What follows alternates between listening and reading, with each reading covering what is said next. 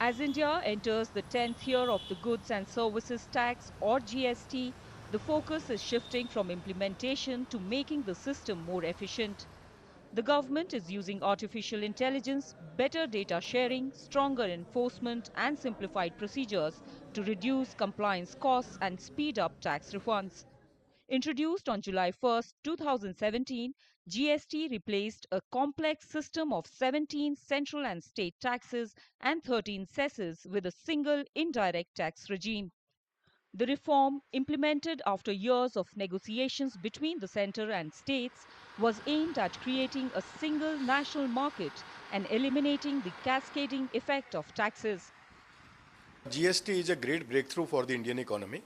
As earlier, before the GST, economy was impacted by the multiple taxes, and those were very complicated also. Now, with the implementation of GST, the structure is becoming more and more simplified, and GST has actually become a good and simple tax.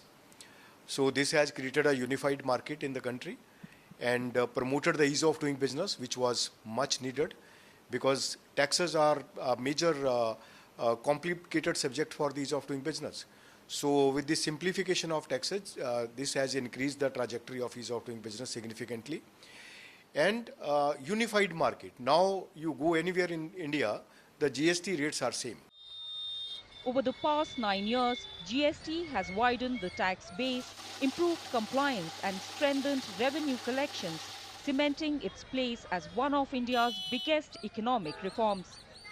The number of registered taxpayers has grown from 66.5 lakh at its launch to nearly 1.6 crore in 2026, reflecting the increasing formalization of the economy. GST was introduced with four tax slabs: 5, 12, 18 and 28%, along with a cess on luxury, sin and demerit goods. In September 2025, the tax structure was streamlined into two main slabs of 5 and 18%, while a 40% rate was retained for select luxury and sin goods. 9 years when we were at 10th year, it has been a successful experiment. It was one of the most challenging transformation, and I will say most important economic and the tax system. And top of it, the September 25, when GST2 was introduced, so some of the challenges which have come up, that multiple taxations, one nation, one tax, that issues were there, that was also, I believe, addressed. Now there are only two rates, basically 5% and 18%, and one is a demerit rate, which is a separate rate that doesn't matter at all. So now that way the system has simplified. IT system has made the life easier, so that's why it has helped the economy. Government has benefited by collection, both center and the state government, and businesses are also fared very well on that point. Average monthly GST collections have more than doubled since GST was introduced, rising from 89,700 crore rupees in 2017-18 to 1.85 lakh crore rupees in 2025-26.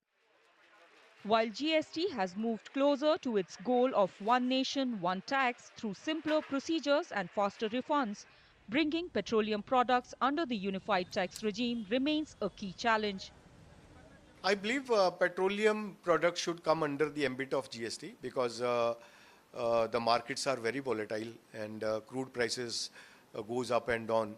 A stable regime of the taxes like the GST will provide a great support to the consumers in terms of welfare because now with the such kind of taxes the prices are escalated at the higher level. So the implementation of GST in such products, particularly the petroleum products, I believe will give a great boost to the stabilization in the petroleum or the fuel inflation and support the economy.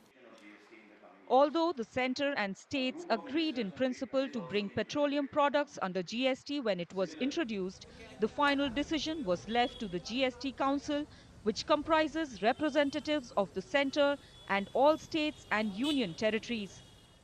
While the Council has discussed bringing aviation turbine fuel or ATF under GST, the proposal has not found support from the states.